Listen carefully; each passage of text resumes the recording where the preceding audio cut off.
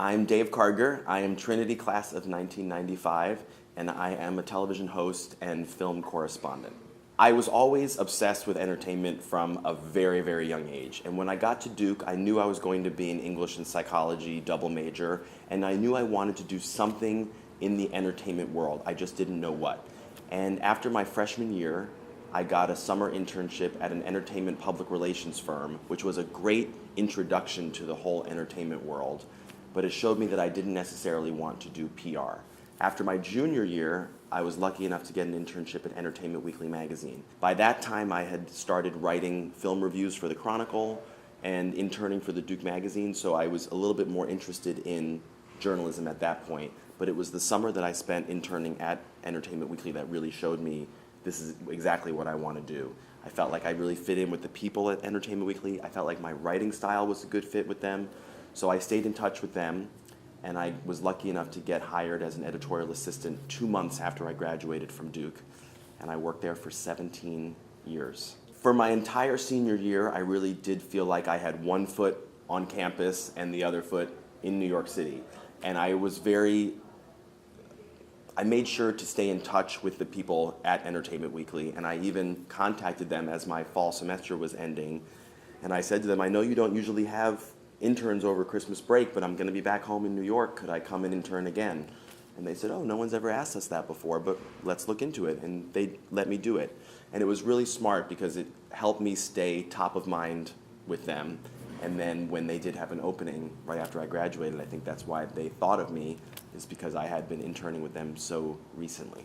When I was an editorial assistant at Entertainment Weekly, which was my first job out of Duke, I really learned very quickly that to work at all in the entertainment world, you have to be willing to put in long hours for not necessarily a lot of money. You just have to love it. And I really did. So when I was an EA, as they call it, I was answering the phone for the movies editor of the magazine. And I was also doing administrative tasks like keeping track of all the movies that were coming out and what studio was releasing them and what the dates were. And as the movie's editorial assistant, you really need to be a font of knowledge so that all the writers at the magazine can come to your desk and say, what's this movie coming out in 2 weeks? And that way I was able to say, oh, it's directed by this person, here's the studio putting it out, this is what it's about. And at the same time as doing the administrative tasks, as an editorial assistant, you also need to be proving yourself as a writer and a reporter. So I spent a lot of time going out to as many movie screenings, advanced screenings of films that I could, watching as many movies that I could so that I could pitch ideas for items in the magazine and get myself published in the magazine as often as possible. And I quickly learned also that in order to get promoted at a place like Entertainment Weekly, you basically need to be doing the job of the person above you, of the position above you, in order for them to give you that position. So when I was an editorial assistant, I was writing as much as a correspondent did. When I was a correspondent, I was writing as many features as a staff writer was, and then I got promoted to staff writer. And that's how I really was able to work my way up, is that I really was very diligent about pitching ideas, staying on top of things. And also what I realized pretty early on is that it was very helpful to have areas of expertise within entertainment. So the two that I really developed were an expertise about the Oscars, which I was always obsessed with as a kid, and an expertise about pop music, which I also loved from a very young age. Because there weren't that many people at EW who loved that kind of music and appreciated it like I did, I got to do all the cover stories on those big people. And then a few years later, when American Idol became so big, the magazine turned to me and I got to do all those stories on American Idol, Kelly Clarkson, Carrie Underwood, Jordan Sparks, Clay Aiken.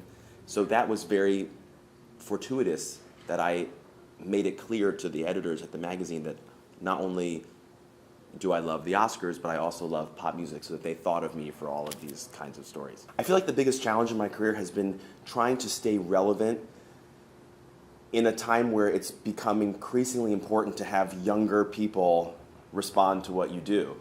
So many people in all forms of media, particularly the internet, are so concerned with appealing to the millennial audience, people your age, and that's been hard. And I think as people's tastes change and the industry changes and media changes so much, that's been the biggest issue for me, because I came up in very traditional media, Entertainment Weekly, The Today Show. To continue to do my job for the internet and for an increasingly younger audience and do it in a way that speaks to them, that's been honestly my biggest challenge, and I don't think I've solved it. I think I'm still working on that and trying to figure out a way where I can do work that feels real and authentic to me, but is also worthy of and appealing to a younger audience. What I love about this job is that every day is different. Some days I am prepping for an interview or seeing a film screening of a movie that hasn't come out yet. Other days I'm actually at a shoot all day, and sometimes that's a shoot where it's just me talking to a camera.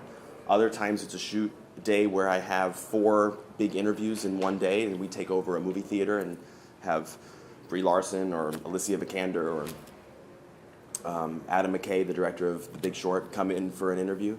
Other days I'm doing more of a PR day where I'm spending the day at other TV shows, The Today Show or Access Hollywood or E!, talking about movie news and promoting the website that way.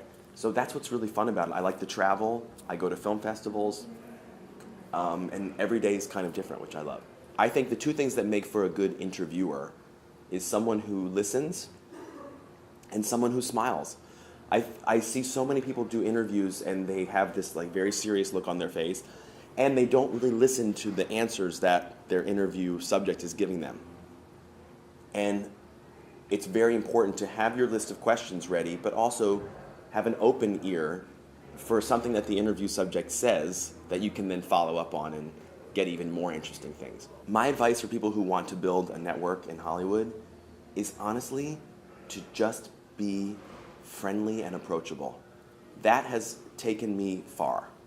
I think just having social graces and politeness and being friendly and smiling when you talk to people has been a huge help to me. And I know that, for instance, with the journalism community and the public relations community, some journalists don't like publicists and some publicists don't like journalists, and there's a at-war kind of thing going on at sometimes. I've never seen it that way. Maybe it's because my first job was in PR, but I always feel like I can see where everyone's coming from, And I've always enjoyed working with publicity people and actors, and I think that's really helped. But just being warm and friendly is really going to take you a long way, because yes, there's some intimidating people who work in this industry, but everyone just wants to be liked and meet interesting people and have friends, and I think that's helped me. One thing that's been very exciting to me is to see the Duke in Hollywood community really coalesce in the last few years. We have DEMAN, which is the Duke Entertainment Media and Arts Network, and we're a really tight group, and we put on a lot of cool events, networking events, social events, where we all get together and talk about what we're doing. We put on events for the larger Duke alumni community in Southern California. I recently did an event where I interviewed Rob Lowe in front of an audience of 200 Duke alums and friends. So it's been really great to see how that's grown, and it's grown a lot in the last few years. We have a ton of people out here from Duke doing very interesting things in the entertainment world. And I think that will just increase as more and more people do the Duke in LA program and just learn about the fact that you can go to Duke and not be pre-med and not be pre-law, and that's okay. You can have an interesting artistic life after Duke too, and I think the university is doing a really good job of promoting that and cultivating that, and I think that will only continue as the years go on. My advice for anyone at Duke who wants to make it in the entertainment field is to get as much experience in all different facets of entertainment as possible. And it will never be easier for you to do that than when you're a student at Duke.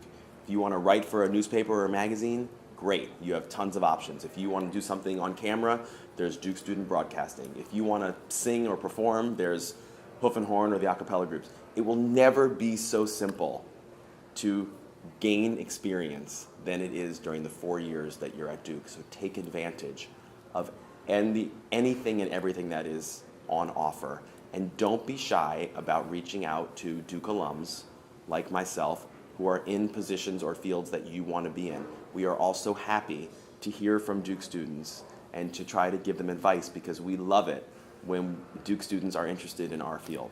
It makes us excited because we're not doctors or lawyers or consultants, and that's okay. Those would be my biggest pieces of advice.